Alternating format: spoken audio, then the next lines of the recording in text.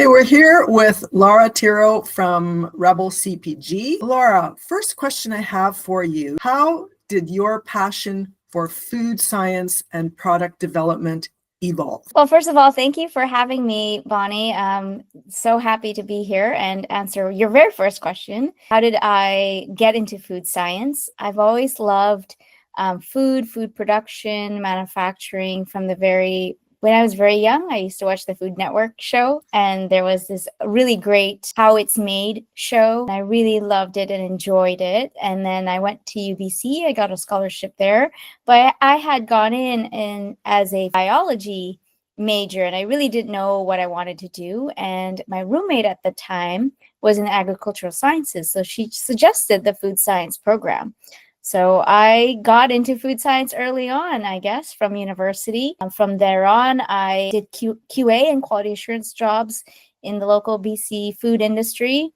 And from QA, I did R&D and regulatory and compliance. And I've just been involved in the food manufacturing space since 2004, actually 2003, because I did a co-op as a food science student. Very cool. You've kind of checked all the boxes there.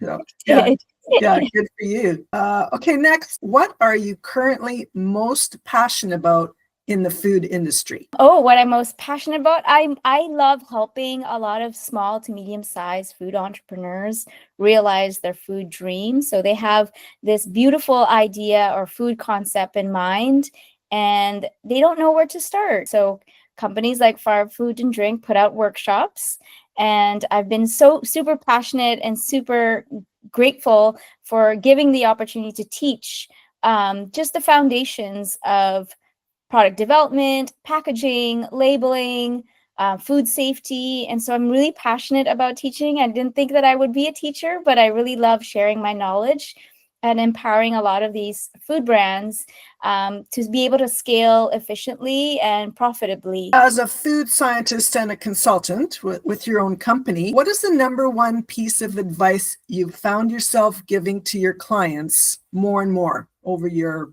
2-decade career? Even before we talk about your idea or your food formula, the first thing I ask is, do you know what your COGS are? And most of them come back with this big surprise look. What is COGS? And so I always want to make sure that everyone is very cozy with cost of goods sold, because if you get into the retail space, especially for CPG, the margins are very tight. So it's a very capital intensive endeavor. So my first thing I ask them is, what is your COGS, your cost of goods sold? And are you able to understand what your margin is, even before we talk about formulation? Get cozy with COGS is what I say. Yes, sounds like the title of an event or a book or something. Exactly. That's very good. Do you have a career motto for yourself? Whatever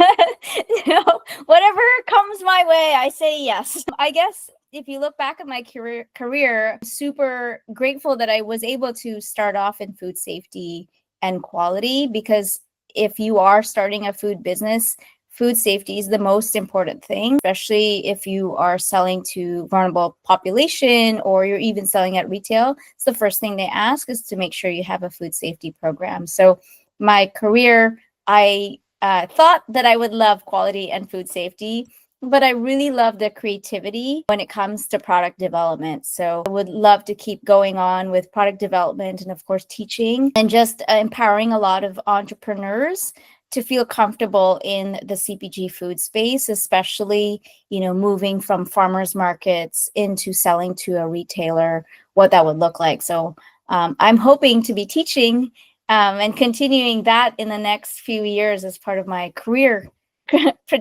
trajectory. Sounds like a good plan.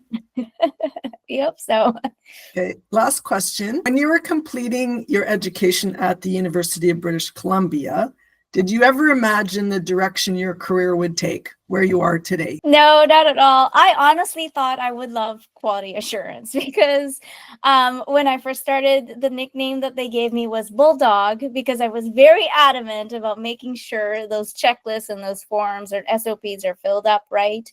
But I was truly missing the creative aspect, as I said, to do with formulation and product development. And so I never imagined that I would be consulting in this time in my career and helping a lot of food brands navigate and scale up their businesses towards retail ready. Getting retail ready, that's a big key thing.